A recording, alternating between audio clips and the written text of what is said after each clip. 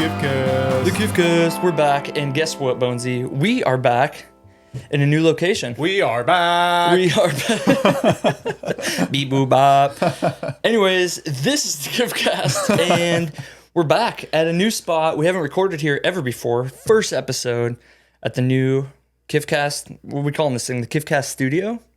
KIFCAST Studio. I'm doing it again, dude. I think that's cool. I'm about to do a full jingle with that. Dude, please. KIFCAST Studio. KIFCAST Studio. We've recorded a couple of episodes here in Nashville, but never at this location. We had a spot in East Nashville that we recorded, and this is our first time in the new space, and we're jazzed. We got to kind of decorate this thing, do whatever we wanted, get the lighting right. Hopefully the lighting's right. Dude, it's actually pretty sick in here. Like, it's cozy, too. Like, this is comfortable. You're cozy? Yeah, dude. Good, man. I'm chilling. Can't you tell? Can't You you look tell cozy. I'm super comfortable right now? Do I look comfortable? Whoa, chill with the coziness over there. We, had the chance to kind of build out this studio space, so we decided, why not? So we have a dedicated place to at least record these KIFCAST conversations, which is what we are recording today. Little KIF convo. A little KIF convo. We're back.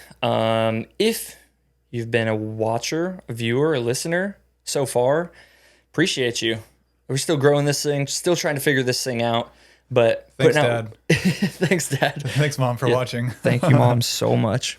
But yeah, we are trying to get these things out weekly. So this is our first episode in the new space, and we kind of wanted to do a little show and tell thing. Yeah, right. Yeah, I mean, obviously show off the new space, but there's a lot of cool things in here that'll kind of personal to us. Yeah, spark some conversation and talk a little bit about where we are, where we're located, stuff about why we moved here. Maybe it's going to be a fun one. So strap in, enjoy this episode of the KIFCAST.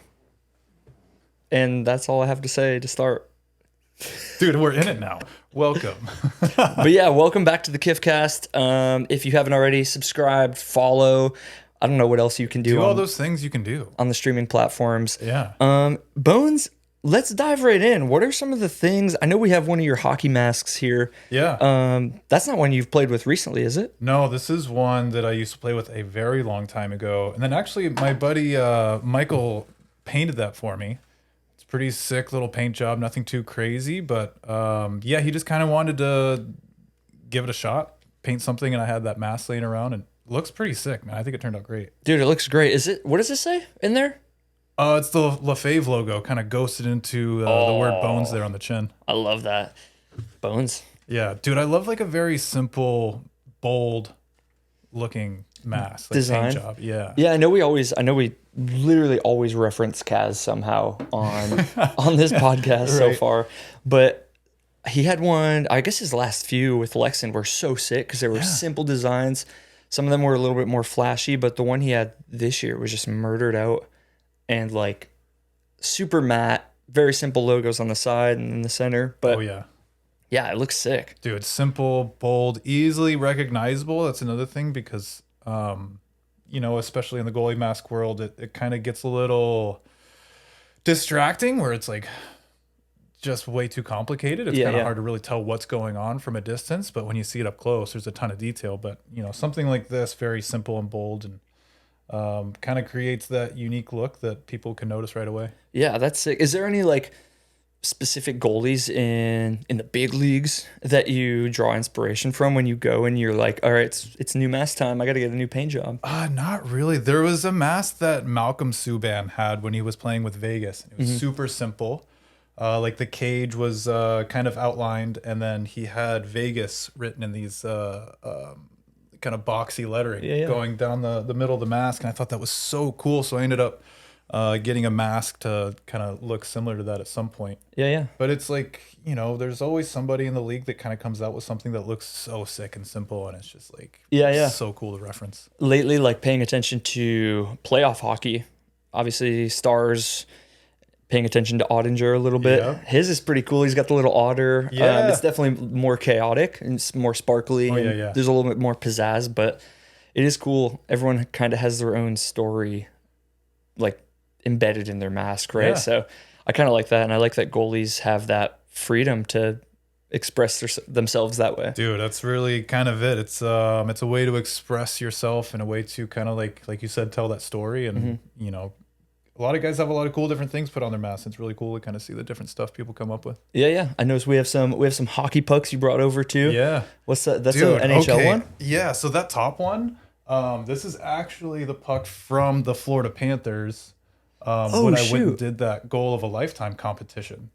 Damn. And so like right before we jumped on the ice during intermission for our shootout, I was like, hey, can I keep one of these pucks? And they were like, oh yeah, of course. Like, that is so sick. so that's kind of like the puck from that whole experience. But yeah, just a little stack of pucks there. That's perfect. What's this thing? Oh, that is just a super random compass. That honestly, it works. Don't even look at it. It works. Big time. It does work. No, I think part of the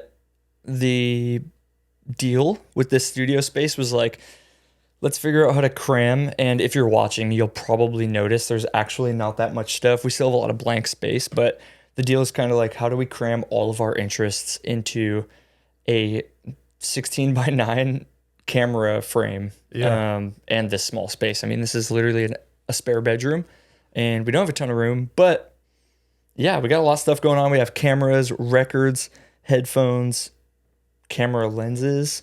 What's up with this plant, Jason? The plant, dude.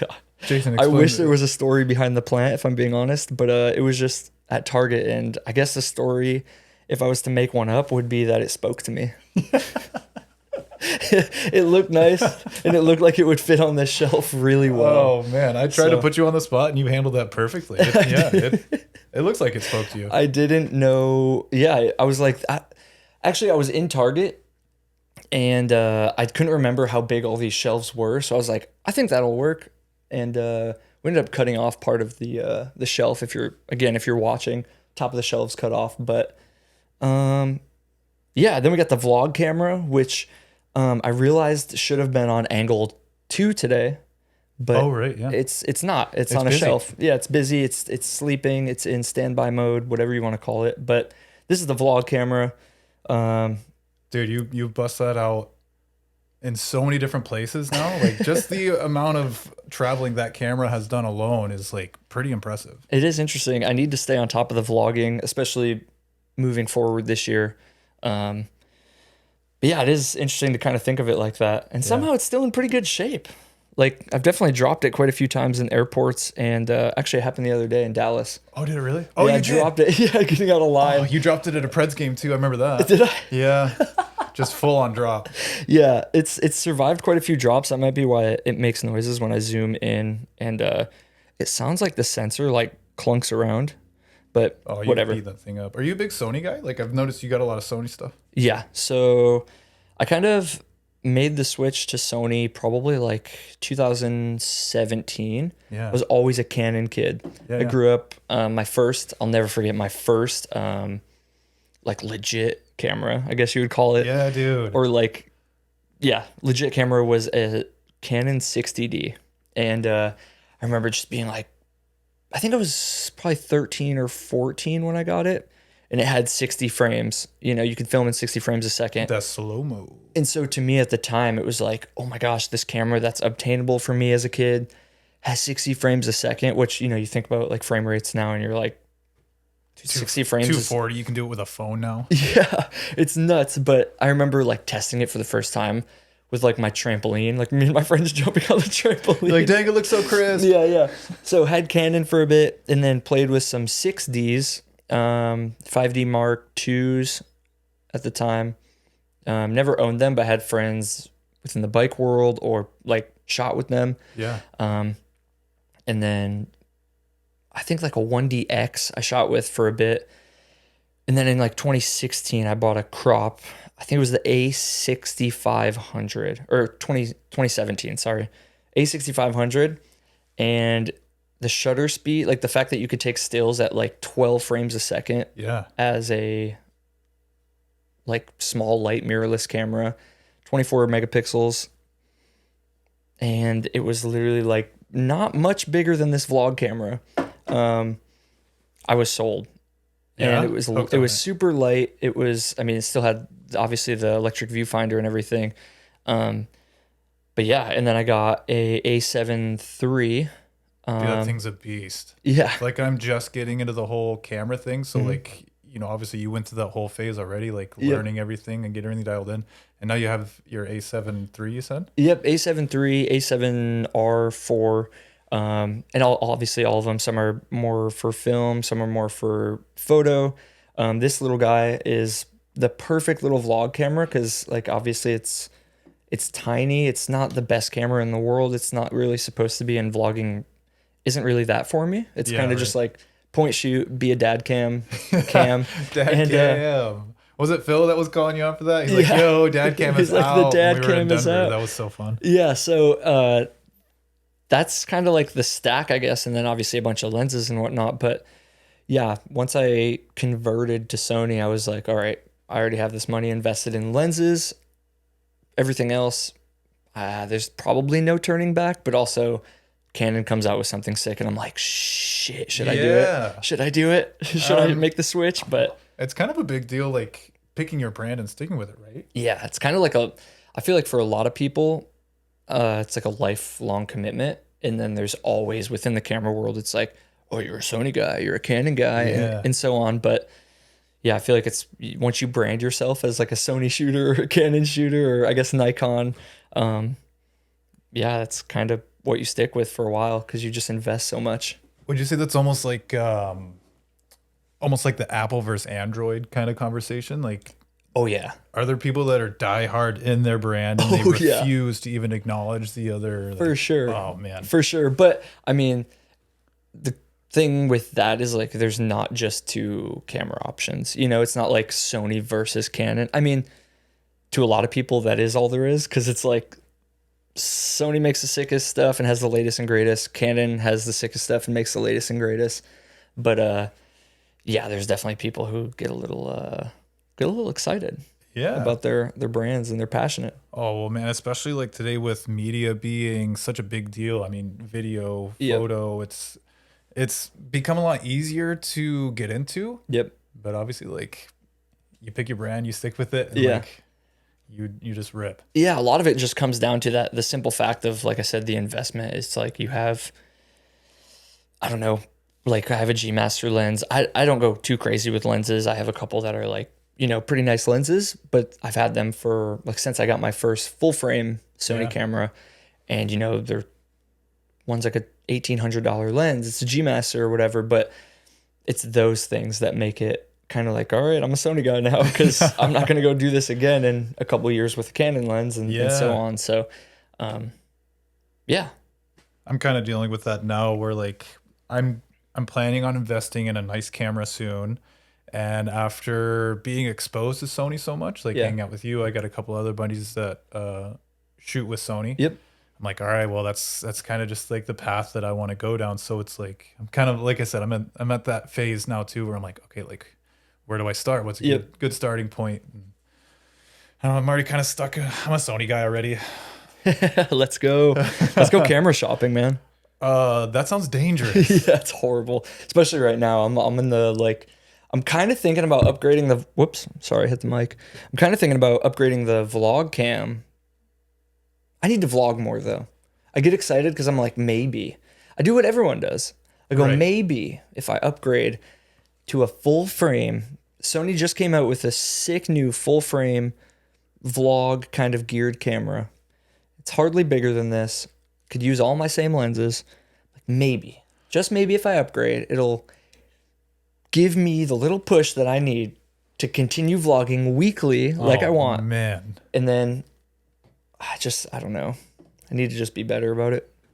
I mean, I know we've talked about this before where like this whole project, the podcast project has been something like that where it's like, man, Yep. I just need that one thing to push to like get started. And I know we talked to Duke about like, getting into social media and stuff and Yep. like what kind of advice. And he was like, just get started, find passion in it Yep. and just love what you're doing. Yeah. So yeah, Jason, just get on top of it. Just fall in love with vlogging. I know. Dude, that's the thing is like, we're definitely, I guess we got into a little bit more of a camera talk, but I honestly, absolutely love making those videos. For example, when we were in Europe, I made like 10 vlogs out of a 14-day trip. Dude, they're so And sick. it was just so easy to do because everything we were doing is new and exciting. Right. To where I have this weird thing, this like, I'm comfortable maybe. It's like, I can't walk around Nashville and be like I live here. How, like, Dude, I go get to it. these I coffee get shops. it. I see these people wandering on Broadway, these Yeah. woo girls on freaking party Oh, yeah. buses.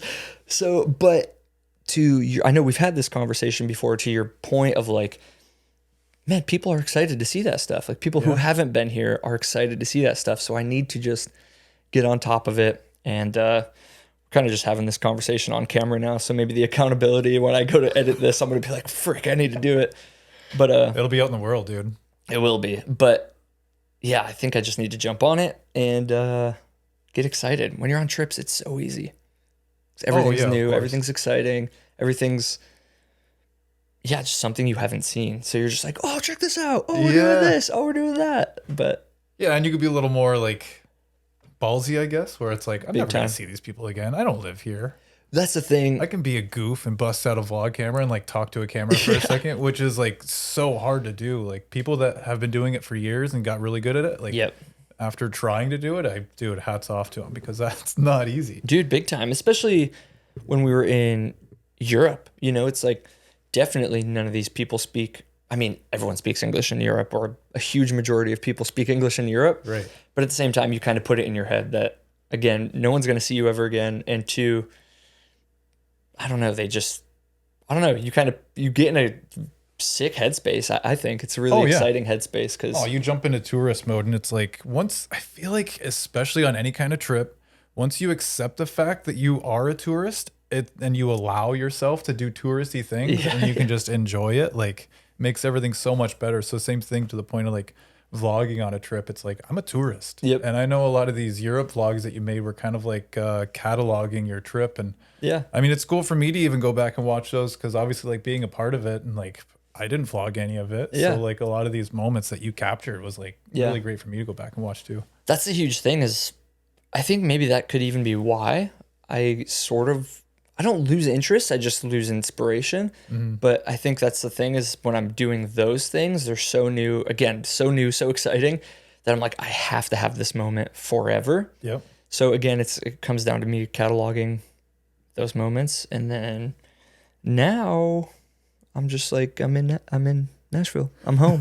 You're home. I'm home. Yeah, I mean, like this new studio space, obviously this is home too, but like This is home. this is nice to just like sit here and hang out. It is. Yeah. We're kind of just chatting. Yeah. That's all this thing is. But Dude. so we got some other stuff. We have some of your vinyl that you brought over. What's the I deal? brought some records. So one of them, actually, this is like my favorite record right now. Okay. Unknown Mortal Orchestra. This came out not too long ago, but man, I've been playing the absolute heck out of this. And I know before I've mentioned that I'm a big sucker for like limited edition, like colored vinyl. And this one's like a cool green color. And then a couple of these other ones are just like random ones that I've just acquired over the years. I don't know if they're like from Goodwill or I know my dad gave me a stack of stuff that he had laying around his house, which is actually my great grandfather's house. Frick, that is sick. So some of those are actually really cool. I didn't bring some of the really cool ones because those are prized possessions, as my dad would call them. They're family heirlooms. So Yep. I'm obviously a big vinyl guy, but like you're pretty big into vinyl too. I know you got a little what is it, Crossley? Yeah, a little. I'm basic one from I don't even know. My sister got my one for here for me for Christmas, and it's sick to just toss on. I don't have many records here. I'm gonna be honest, dude. We have to upgrade that. I know. Like it is cool. I like those things. Like aesthetically, they're great and like they're portable and everything. For sure. But like, we gotta upgrade. We gotta upgrade. Honestly, dude. I think it truly, from a sound standpoint, obviously we've had this talk before too. A huge background and kind of early on in my life, like music and sound and banging on drums, playing guitar, and having good that sounds like an oversimplification, but like having good headphones my whole life was always like a thing that I've always enjoyed, and having good sound, blah, blah, blah, whatever. But I think if I owned a house, like if I was in homeowner mode right now, I would be like, all right, it's time to dive in, get some good speakers, a good speaker setup, a good, turntable. Yeah. and go for it. Because yeah, I think it would be one of those things where I'd have to mount some stuff up in the Oh, you can get creative with it. and like a whole house thing too. Yeah.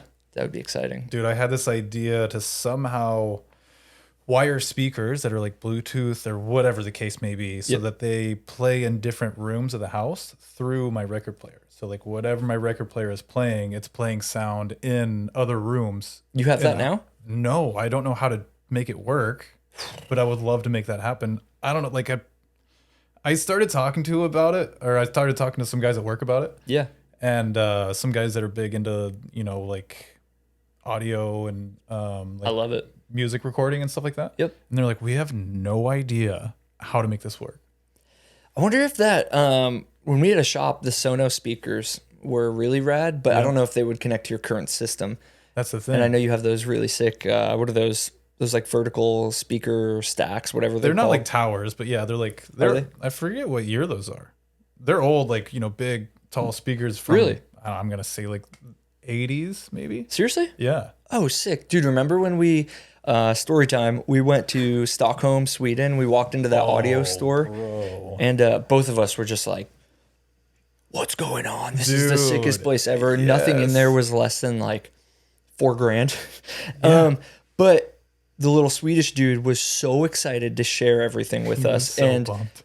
our homies were just hanging out outside. Like everyone was just like, "Whatever, do your thing, guys." We were like, "We're going inside. We're gonna check out speakers." Like never seen a store like this before. Yeah. And yeah, that was just so exciting. I don't know why, but we walked into that back room. The acoustics were, it was kind of like what we're trying to do here, where like thick foam on every wall. Yep. Everything was curtained off. Walk in there, there was no extra sound. No. And the Swedish dude just goes, "Check this out." Presses a button. Dude, out of these crazy, like towering speakers, like the room itself was like dark. It was kind of moody, had this really cozy, comfortable couch set up and everything. And like, like you said, all these different speakers set up everywhere that were like so expensive because they were all so nice. But yeah, I forgot what kind of music did he play? He was like, "Yo, check this out." Yeah, in his Swedish, I want to try his Swedish Swedish accent so bad, but I was just Just absolutely butcher it. Same. But then he takes us into the other room where they have It was like a bunch of turntables and turntables for sale and whatnot. And I remember you were just like, "If I could get this home." Oh my God, dude. Like it was such a good thing that we were so far away from home, because I was so tempted just to like obviously buy something because they're so nice. Yeah, so sick. But it's like, I'm not going to drag this super nice turntable all the way back home and just like risk ruining it or something. But I don't know, one day I need to upgrade my speakers. One of them's like not working. I got to troubleshoot it and figure out what it is. But I'm also like, it's an opportunity to get new speakers. Maybe we'll go back to Sweden, dude. I guess we got to go back to Sweden, talk to this guy, and get some speakers. We'll get you some metal luggage dude. to so you can take it home. Imagine exactly it in right. your old luggage. No way, You just dude. spent like $2,000 on a turntable. $2,000 on a turntable and put it in like a $20 bag that I got from Ross. That would be perfect. Dude, those things get the job done though. I literally got those for that trip. I was like, I don't have big enough luggage to travel to Europe. Oh shit. And so it was like, all right, I guess I'm going to Ross and picking up some like doo-doo green bags. It worked. Yeah, it works. Worked out great. What else we got in here? Oh, I have a snowboard. I have a snowboard right baby here. boy, you got a snowboard. Tom Petty. I have a golf club so I moved to the South. This is like quick fun story time. I moved to the South and I realized, gosh darn it, this thing loosened up. I realized that everyone plays golf here. Oh yeah. All of the people play golf here all of the time. Yeah. And I liked golf back home. I like going to Top Golf for sure. Yeah. I liked going to golf every now and then. It was like once or twice a year thing. Top Golf was like maybe, 4 or 5 times a year. Good family outing. But I put this here because as of late, I've been really excited about golf. Dude, you've been getting into it. I've been having a lot of fun with it. I'm absolute trash, but I feel like everyone who plays golf says they're absolute trash. I mean, I'm not even going to say that I'm decent, but I have okay rounds where I'm like, oh, I'm figuring this out. This is everyone's story with golf, I feel like, to some degree, but you kind of have this thing where you're like, I'm figuring it out. And then you go play again, and it's like you've never swung a golf club. So, yeah, I'm having fun with it. I put this here because I was like, why not put something new and exciting? So I did that. Got a hockey stick over there. Oh yeah, yeah. I guess we already touched on hockey stuff, but yeah, but that's another.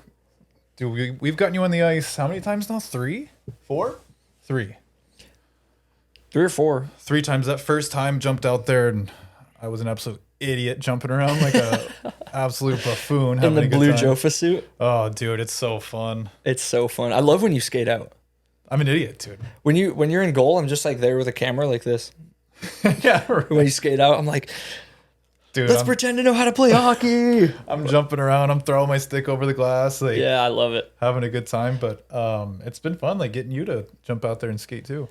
I know. I need to get some new skates. I need to get some new skates for sure. See, it's like me getting into snowboarding. It was like I need to get some bindings. Yep. And then I finally got a board, and now I'm hooked on snowboarding. Remember, I think the last KIF Conversations episode, we were in Denver, and it was before you got a board, and I think we discussed how we tried to go to the store 3 different times, and we were unable to. But well, that third time was it. It was like strike one. Sorry, they're closed. We didn't have a chance to get there before they closed. And then the second time, it was like, oh, just kidding. They're not even open this day. Yep. And the third time went in there and bought a whole snowboard. That was a beautiful thing. That was a damn beautiful thing. We finally got you one. Yeah. Have you haven't had a chance to ride it though? No. Oh yeah, because we were gonna get it the first. Yeah. Whatever. You're gonna make me cry. I got my snowboard right here. Oh, I got my snowboard. What's up, that thing KIFCAST? is sick though. Did I get the same binding? Not the Malavitas, dude. Keep dreaming, bud. Just you got what they had in stock, bro. I'm just kidding. I mean, I did though. I'm just kidding. And they're cool. No, you got demo ones, which is even sicker because you got them for Oh, dude, I got such a deal. good price. Yeah, Oh my gosh. I'm so excited about that. Dustin got out of the Burton store for damn, I'm name dropping hard. Burton. Burton. Dustin got out of the Burton store for less than I think it was like $420. Yeah. Board bindings. Yeah, demo board. They were brand new bindings. Were they? Yeah. I think they were just like a weird color. They were white. Oh, yeah, dude, it looks so good though. Yeah.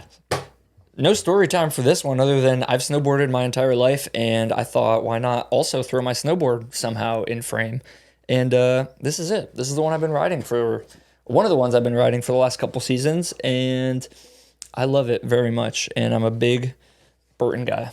I know we talk about like wearing black all the time and like how it's like, oh, everything's black, but like that is so sick that it's like murdered out. And then obviously you have like super subtle like logos put on there and everything too. Yeah, so when this thing, I finally got like a board.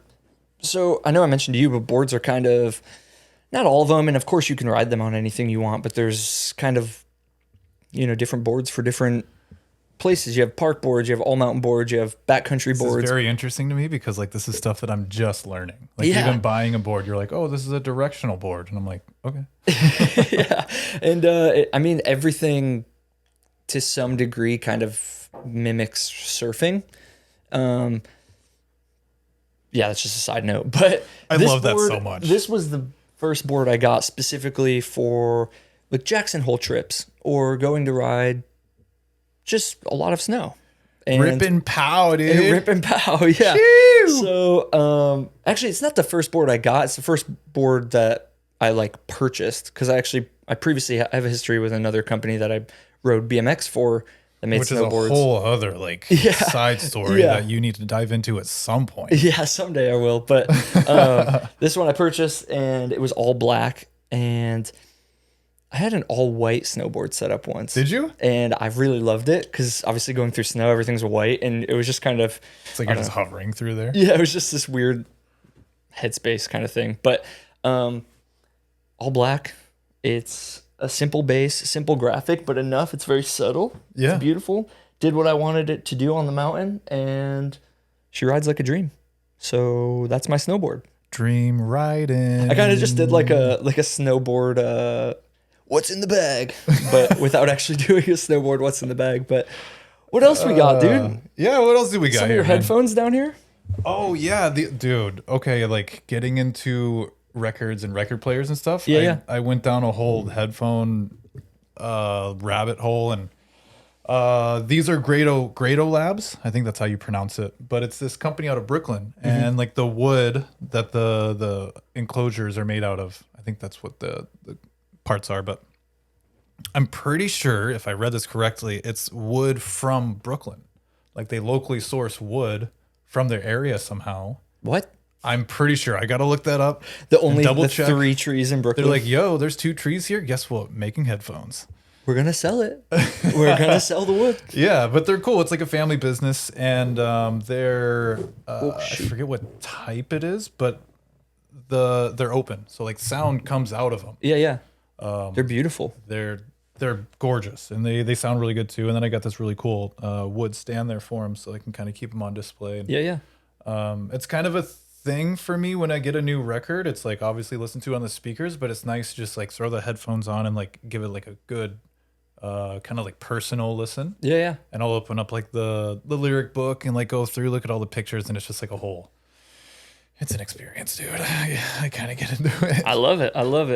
I'm trying to think of anything else. I guess we didn't go too crazy. I got a Tom Petty poster back here. You do got the Tom Petty. Is that a magazine? Oh, it's a magazine. It's not a poster. I'm sorry. What magazine is it? This is Rolling a magazine from 1981 that I found at a record store. They also sold vintage magazines. Oh, that's so cool. And it's from when Tom Petty was fighting the record label because they wanted to raise prices on records, and he said, "Not my records." People, yeah. He basically just wanted it to. I think they were only raising. So I don't want to dive too deep into this because I can't remember the exact amounts or the exact story. But essentially, Tom Petty didn't want them to raise the prices on his records for his customers because he wanted music to be as accessible as it could be. And that's a huge reason I love him, is just his story, of course, and kind of stuff like this. I don't know. It's just cool. I think accessibility is a beautiful thing. And when it's like in your niche, it's just like a relatable thing, because I want, the outdoors to be accessible, or like this to be accessible, or the podcast to be accessible as like a fine example. But it's just really cool. And his story on stuff like that, his attitude towards stuff like that is just really rad.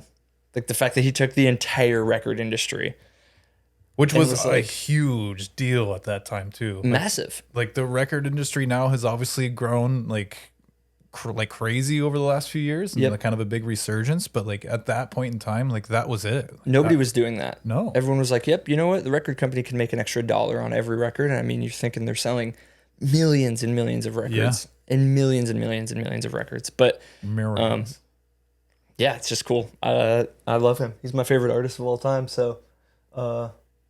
Didn't you say you went to like a record shop like that was making records? Yeah, here in Nashville. Dude, I think you sent me like videos or pictures or something like that, and I was like, dude, that is so sick just to see the whole process. And obviously just like I was just looking it up. Thing. Yeah, it's called the Vinyl Lab. I was like, I want to make sure I say it right. Oh, maybe I heard it because of you. So it's the Vinyl Lab, and they press records. They've pressed records for Taylor Swift, the Lumineers, Hardy's new album. It's so interesting, man. That whole world, the whole world of vinyl still being printed, and maybe bigger than it has been in the last 20 years. Oh yeah. Right? It's made a resurgence, but yeah, it's freaking badass, man. It's cool. You go in there, and he kind of dropped in on some of the knowledge and stuff behind it, machining, and the whole process. Yeah, the whole process. And he was like, he dropped, this was pretty fresh off of our last trip to Europe. And he dropped something about like the machines, all the machines that like do the actual, what am I trying to say?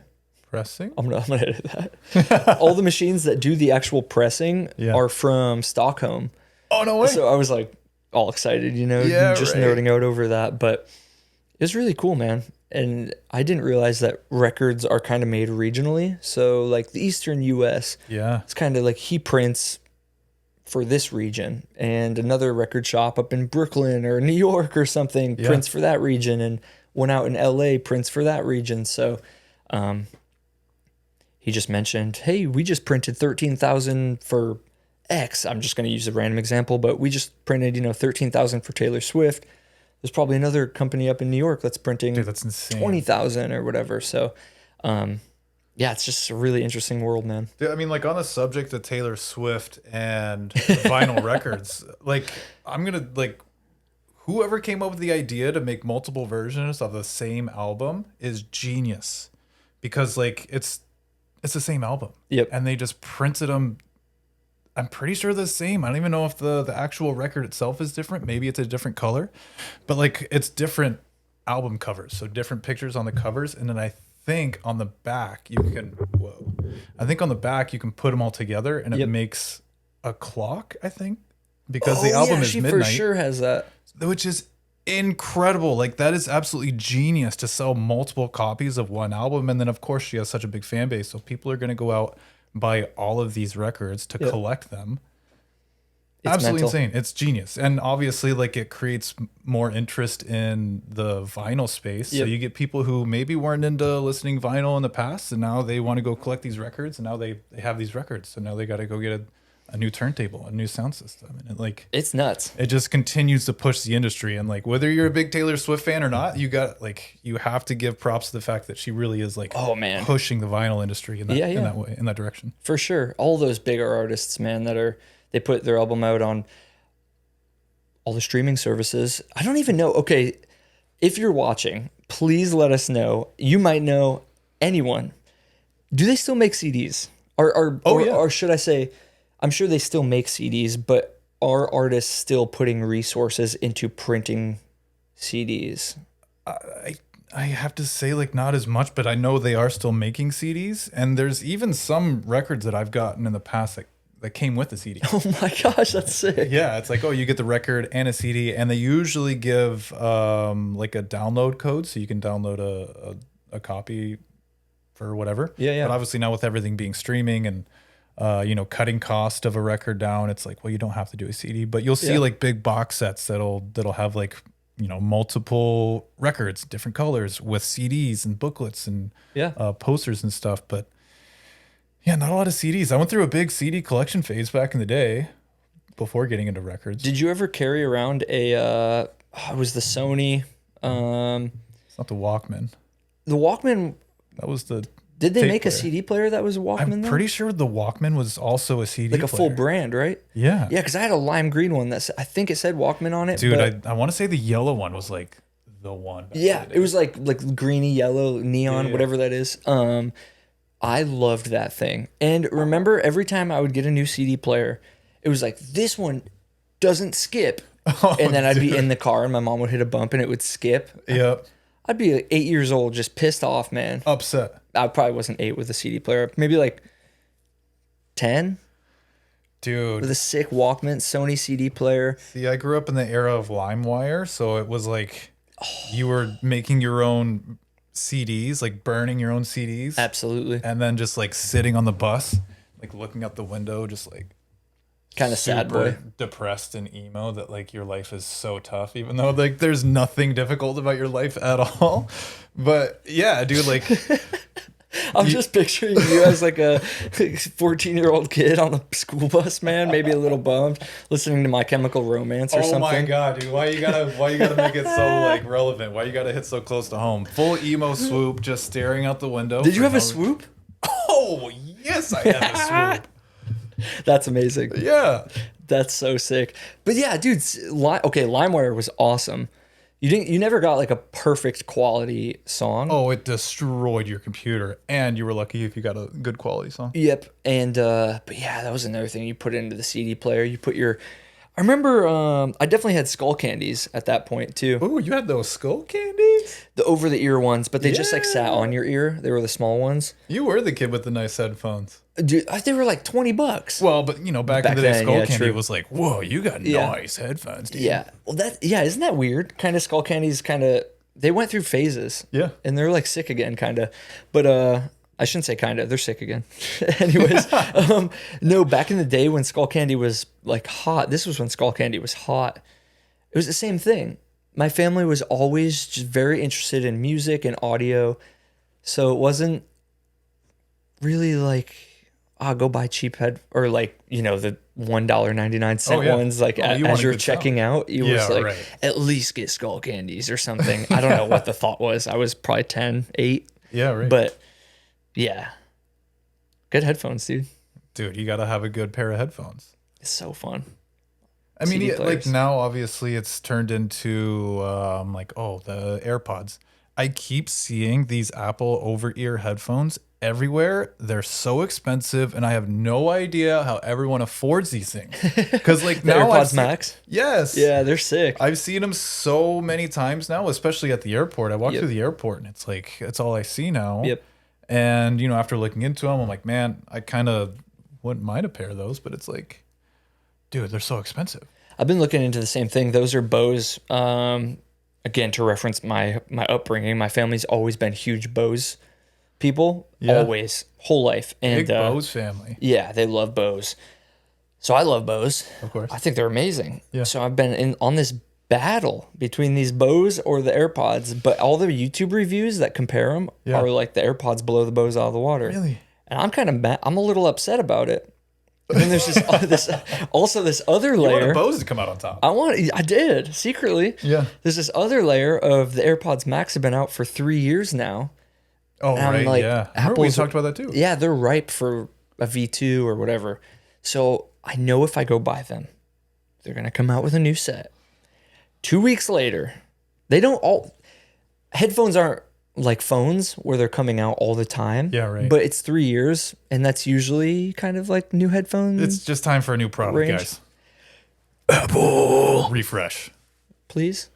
You're gonna make new HomePods, but you're not gonna make new. AirPods AirPod Max Plus. Unbelievable. Disney Plus. Yeah, we keep getting off on good ones. I love this. What else we got? Yeah. I mean, What else you we got? The stack of books there. Obviously, looks really cool. KIFCAST hat. That's Yeah. just One of one. existing in the world. One of one KIFCAST hat. This one, okay, so I just put this up here because I figured it was perfect. You know? Yeah, right. Jack Kerouac on the road. The other ones I put the Wait, other what way is this 'cause- one? You just talked about the first thing, and you didn't even tell us what it is. Yeah. So the Bourdain book, World Travel, it's not really like it's not like a reader's book, right? You don't cruise through it. It just has different sections for different places in the world, different tips and tricks on them. And I love it. It's a beautiful book, has beautiful imagery. It's like I said, you don't really read through it by any means, but And it's Anthony Bourdain, so like, how could you not love Anthony Bourdain? exactly. And it said world travel on it. So I figured, hey, what better book to have on our shelf than We went one to that Europe says once. World travel. Exactly. Exactly. We'll check more spots off the list, but yeah, absolutely. there's that KIFCAST hat, and that's kind of it for now. I think we need to add more stuff. It just needs to be an explosion of our interests. Do you want to talk about the idea that you had of like putting up Polaroids of like guests or like? Yes. Yeah. That's a quick one, but yeah, definitely want to do something that showcases all the guests. I know we mentioned Polaroids. I think that would be really sick. Yeah, right. I don't know if it would be like the small ones or if we'd frame them. I think framing them would be expensive and Well, yeah, of course. take up too It would much be cool to space. just But like have a little something of the guests that we have on the show and just kind of like you said, like pin them up. pin them up there. Yeah. Yeah, I love it. I'm down. could even make a big deal every Kev conversation, just like poof, got another one. Guess who we got on the podcast? Arnold Schwarzenegger. You think Arnold would fit in this room? No way. He wouldn't even fit through that door.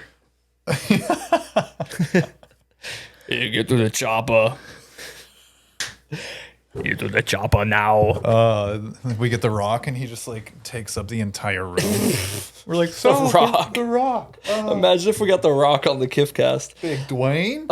I don't want this podcast or this episode to go on too long. I know we're kind of just ranting and rambling, but this is an intro to the studio space, and we're excited to share it. We're excited to get the thing rolling, get another episode out.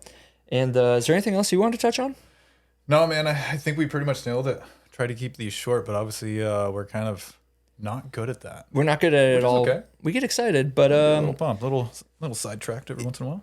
we got a little sidetracked. But if you made it this far, anyways, yeah. Thanks for hanging. As always, this is KIFCAST, aka the number one hang in the world. We need like a jingle. The number one hang in the world. The number one hang in the world. No, the Flagrant guys already have the best hang in the world. Oh, really? We need one quick. Wait, we need one right now on this episode. right now. Pressure's on. Chilling with the boys. The greatest hang. That's really on the spot. The greatest hang is sick. The number one hang. I hope this just like fades out into us rambling about what this could possibly be, and then we never land on anything. Oh wait, actually, I do have something to say on here before we do, and I'll cut this in. So the KIFCAST conversations are fun little episodes where we just pick a topic and try to roll with it. Most of the time, we probably won't stay on topic because it's us, and we're going to try. But if you have a really fun or interesting topic you'd like us to chat about, or just want to, have some input on the KIFCAST, drop a comment. If it's on YouTube, obviously you can comment below. If it's on Spotify, there's actually this really cool feature that I didn't even know existed until I launched it. I think you swipe up and you can drop comments on our Spotify episodes, and we'll see it through our podcasting hosting service. But yeah, drop us a comment. We'd love to. We'd love some input. We'd love to hear what you want to talk about, and let us know how we're doing, because any input's good input, good, bad, ugly. But we appreciate you so much. Thanks for hanging, and we'll catch you next week on the KIFCAST. Love you, Grandma. Love you, Mom. Thanks for listening.